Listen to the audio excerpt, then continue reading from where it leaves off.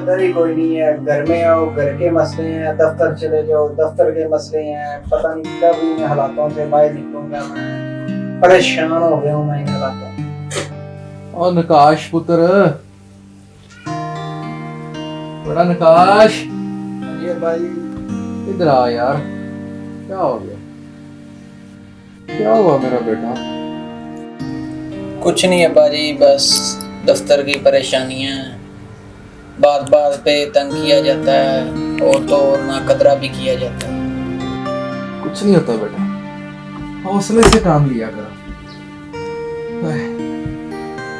बेटा, ये मेरे पास घड़ी है, ये मेरे वालिद ने मुझे दी थी।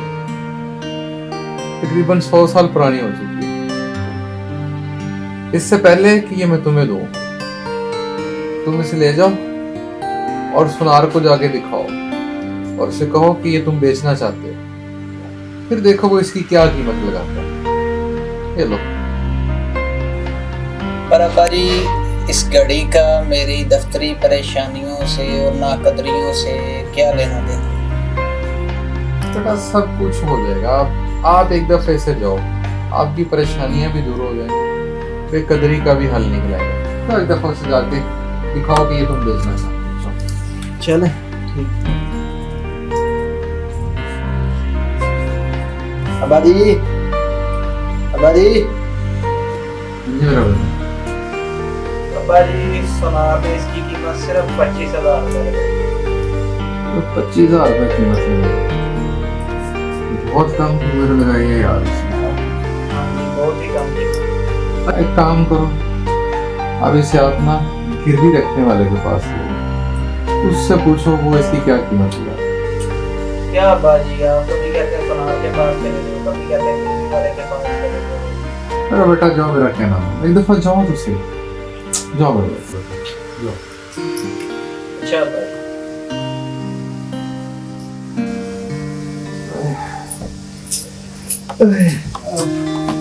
अब गिरवी वाले के पास गया, देखो वो उसको क्या कीमत लगाता है।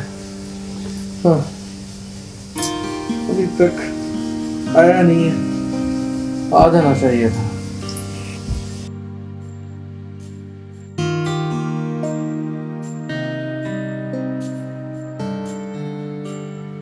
यार सिर्फ 1500 रुपए में गिरवी रखते हैं यार। अब्बा जी, हाँ मेरा पुत्र, यार ये क्या आपने मुझे दिया? क्या हुआ बेटा? गिरवी वाला सिर्फ 1500 रुपए इसकी कीमत लगा। सिर्फ 1500 रुपए कीमत? हाँ जी। तो बहुत इस्तेमाल हो गई होगी ना, 100 साल पुरानी है, इसलिए इतना टाइम लगा रहा होगा। वही ना, पुरानी है ना। अच्छा बेटा, अब आखिरी दफा मेरे कहने, एक दफा जायज कर चले जाओ और उनसे कहो कि आपके पास ये बड़ी पुरानी घड़ी पड़ी है, आप उसे सेल करना चाहते हैं। देखो वो क्या कीमत है। और अब्बा जी, कभी आप सुनार के पास भेजते हैं, कभी आप गिरवी वाले के पास भेजते हैं। 2 दफा तो बेटा अब आखिरी दफा मेरे कहने पे चलो जाओ तो सही, आप यूज नहीं होंगे।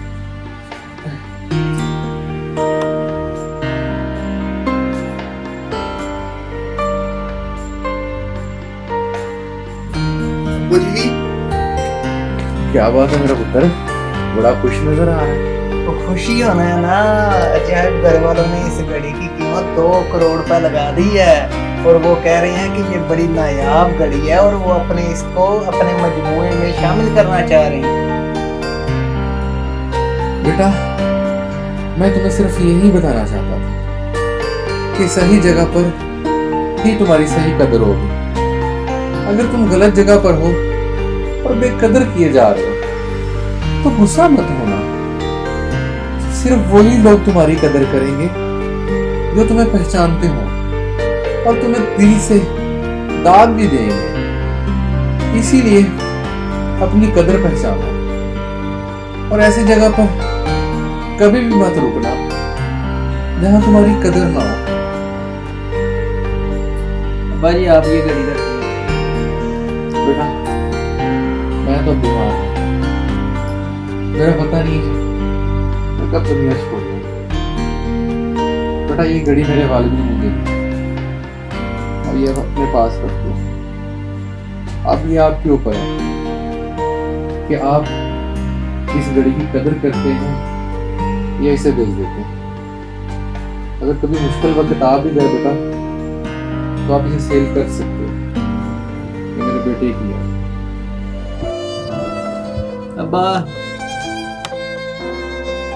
क्या हम में एहसास मरवत, एहसास फ़िक्र, एहसास ज़िंदगी और एहसास ईमान है?